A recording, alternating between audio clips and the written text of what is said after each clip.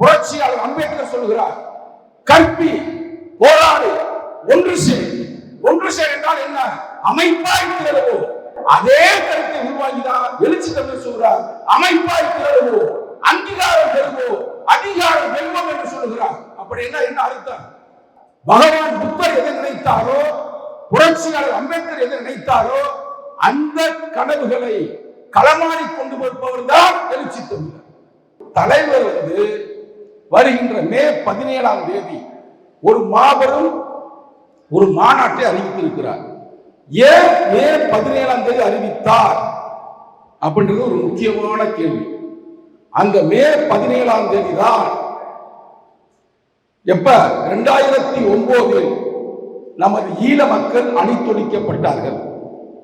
அந்த காலகட்டத்தை மீண்டும் நாங்க தான் மீட்டெடுப்போம் என்பதற்காகத்தான் தலைவர் தேர்தலுக்கு பிறகு வருகின்ற மே 17 தமிழ் தேசிய எழுச்சி மாநாடு என்று அறிவிக்கிறார். எங்க அறிவிக்கிறார் அந்த கருத்தை?